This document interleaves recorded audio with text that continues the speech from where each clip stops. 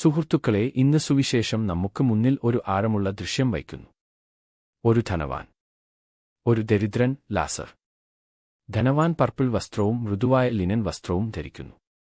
അവൻ ദിവസവും ആഡംബരത്തിൽ വിരുന്നൊരുക്കുന്നു. അവന്റെ ജീവിതം സുഖസൗകര്യങ്ങളാലും സമൃദ്ധിയാലും നിറഞ്ഞിരിക്കുന്നു. പക്ഷേ അവന്റെ വീട്ടിന്റെ വാതിൽക്കൽ ഒരാൾ കിടക്കുന്നു, ലാസർ.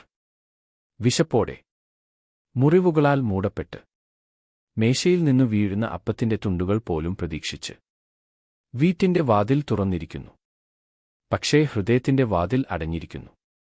അപ്പോൾ മനുഷ്യജീവിതത്തിൽ എല്ലാവർക്കും സംഭവിക്കുന്ന ഒരു നിമിഷം എത്തുന്നു. മരണം.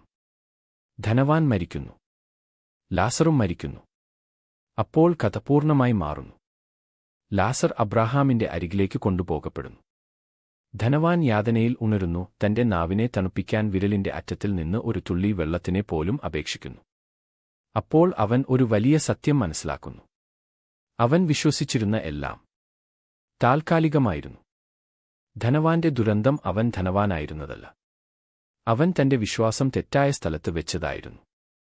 നിലനിൽക്കാത്ത കാര്യങ്ങളിലാണ് അവൻ ആശ്രയിച്ചത്. Saint John of the Cross നമ്മെ ഒരു ആഴമുള്ള സത്യം ഓർമ്മിപ്പിക്കുന്നു. മനുഷ്യന്റെ ആത്മാവ് അനന്തത്തിനായിട്ടാണ് സൃഷ്ടിക്കപ്പെട്ടിരിക്കുന്നത്. നാം ദൈവത്തിനായിട്ടാണ് സൃഷ്ടിക്കപ്പെട്ടത്. നമ്മുടെ ഹൃദയം അവനെക്കായി ദാഹിക്കുന്നു. ആ ദാഹം നാം സമ്പത്തുകൊണ്ടും വിജയത്താലും സുഖസൗകര്യങ്ങളാലും നിറയ്ക്കാൻ ശ്രമിക്കുമ്പോൾ അത് ദാഹമുള്ളവൻ ഉപ്പുവെള്ളം കുടിക്കുന്നതുപോലെയാണ്. കുടിച്ചുകൊണ്ടേയിരിക്കുമ്പോൾ ദാഹം കൂടിക്കൊണ്ടേയിരിക്കും.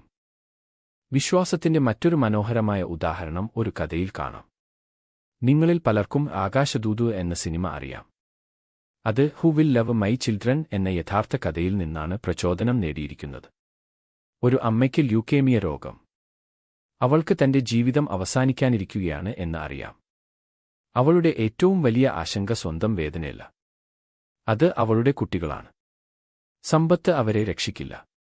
സുരക്ഷിതത്വം അവരെ സംരക്ഷിക്കില്ല. പക്ഷേ അവൾ ഒരു അത്ഭുതകരമായ തീരുമാനം എടുക്കുന്നു. തന്റെ കുട്ടികളെ സ്നേഹമുള്ള കുടുംബങ്ങളിലേക്ക് ദത്തെടുക്കാൻ നൽകുന്നു. വേദനയുടെ നടുവിലും ദൈവം അവരുടെ ഭാവിയെ നയിക്കും എന്ന വിശ്വാസം അവൾക്കുണ്ട്. അവളുടെ പ്രത്യാശ അവൾക്കുള്ള വസ്തുക്കളില്ല. അവളുടെ പ്രത്യാശ ദൈവത്തിലാണ്. സന്ത് ഓഗസ്റ്റിൻ മനുഷ്യഹൃദയത്തിന്റെ ഈ സത്യം വളരെ മനോഹരമായി പറഞ്ഞിട്ടുണ്ട്. കർത്താവേ, നീ ഞങ്ങളെ നിനക്കായിട്ടാണ് സൃഷ്ടിച്ചത്. നിന്നിൽ വിശ്രമിക്കുന്നതുവരെ ഞങ്ങളുടെ ഹൃദയം അസ്വസ്ഥമായിരിക്കും.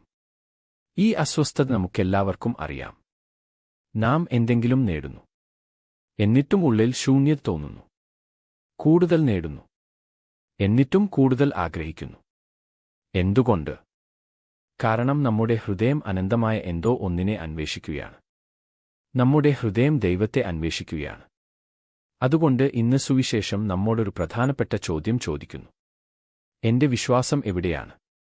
സുഖസൗകര്യങ്ങളിലോ? സുരക്ഷിതത്വത്തിലോ? സമ്പത്തിലോ? അല്ലെങ്കിൽ ദൈവത്തിലോ? ധനവാൻ ഈ സത്യം മനസ്സിലാക്കിയപ്പോൾ അതിനു വളരെ വൈകിയിരുന്നു. പക്ഷേ ഇന്ന് ദൈവവചനം നമ്മെ നേരത്തെ തന്നെ മുന്നറിയിപ്പ് നൽകുന്നു. അതുകൊണ്ട് താൽക്കാലികമായ കാര്യങ്ങളിലാണ് നിങ്ങളുടെ ജീവിതം പണിയരുത്. ആദ്യം ദൈവത്തിങ്കൽ ഓടിവരൂ. അവനിൽ നമുക്ക് അപ്രത്യക്ഷമാകാത്ത സമാധാനം ലഭിക്കും. ഭയങ്ങളിൽ നിന്ന് സ്വാതന്ത്ര്യം ലഭിക്കും. ഈ ലോകത്തിലെ ഒരു സമ്പത്തും നൽകാൻ കഴിയാത്ത സ്നേഹം ലഭിക്കും. ഇന്ന് ഈ 3 പ്രതിധ്വനികൾ നമ്മുടെ ഹൃദയത്തിൽ മുഴങ്ങട്ടെ. ഇന്ന് നിന്റെ കൈകളിൽ ഉള്ളത് നാളെ നിന്റെ ആത്മാവിനെ രക്ഷിക്കില്ല. ദരിദ്രന്റെ മുമ്പിൽ അടഞ്ഞ ഹൃദയം സ്വർഗത്തിന്റെ വാതിലും അടയ്ക്കും. ദൈവം നിന്റെ സമ്പത്താകുമ്പോൾ ജീവിതം നിന്നെ ഒരിക്കലും ദരിദ്രനാക്കില്ല. നമ്മുടെ അസ്വസ്ഥമായ ഹൃദയങ്ങൾ ദൈവത്തിൽ വിശ്രമിക്കട്ടെ. ആമേൻ.